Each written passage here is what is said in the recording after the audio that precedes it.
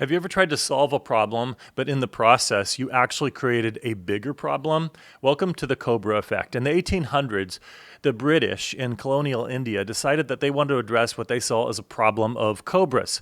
And so they offered a bounty for those who would provide dead cobras to them. Only the locals got clever and they began to breed cobras for profit.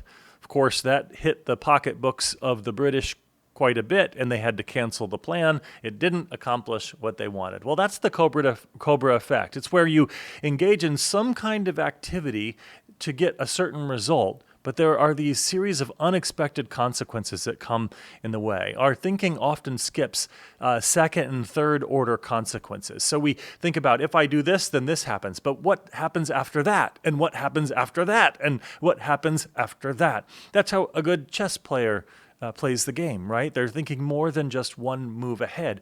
But oftentimes in our lives, we think about the short game.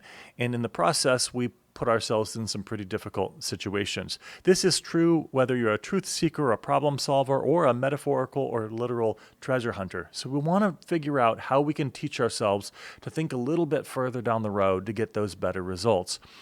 We want to move away from just short-term clever thinking to wise thinking. Wisdom matters.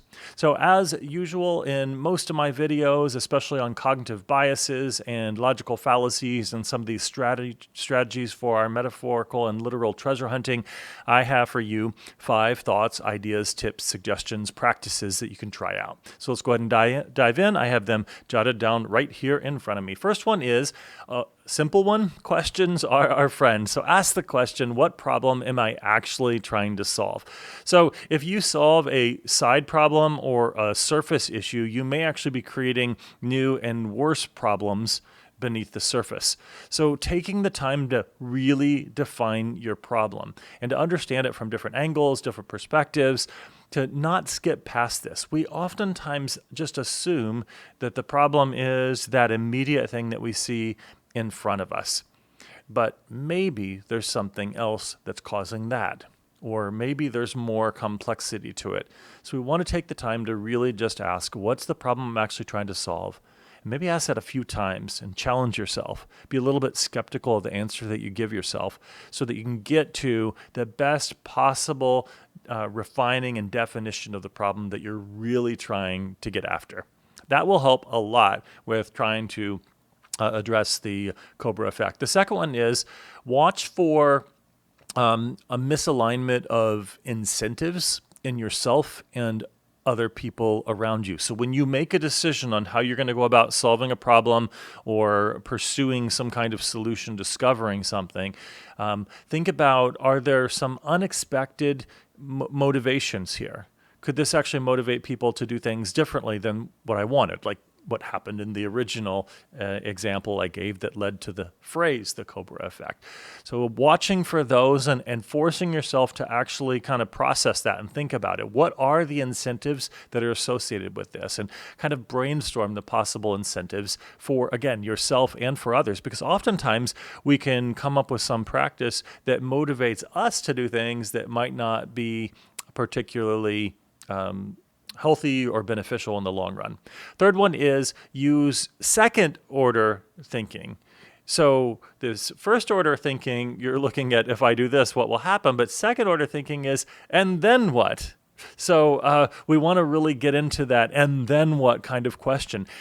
Teach yourself to ask the question about what happens 2 steps down the road or 3 steps down the road with this. Play it out in your mind's eye. Try to run through some different possible scenarios and see if you can't get at and begin to discover some of those next level consequences.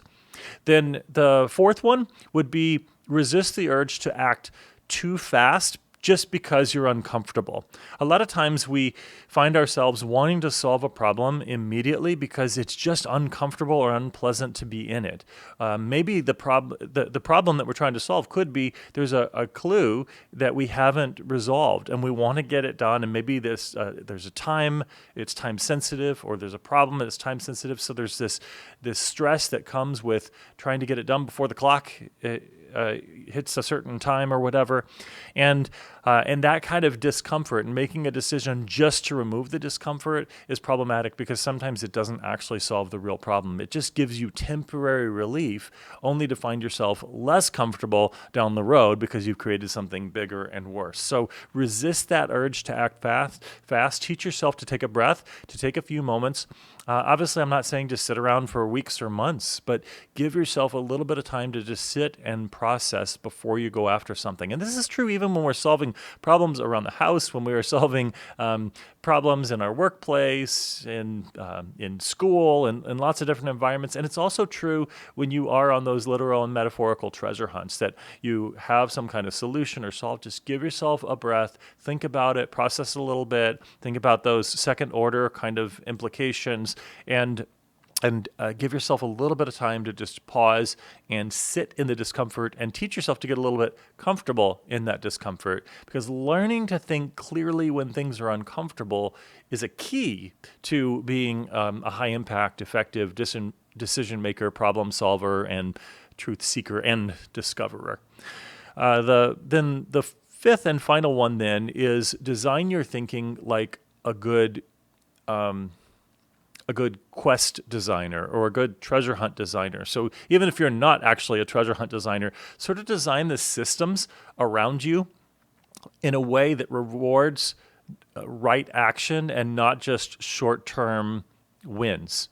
So think about how you can kind of design habits and practices for yourself that really incentivizes what you want to be incentivized. And it's thinking about not just those short-term kind of feel-good pieces, but the kind of action that's going to lead to those long-term results.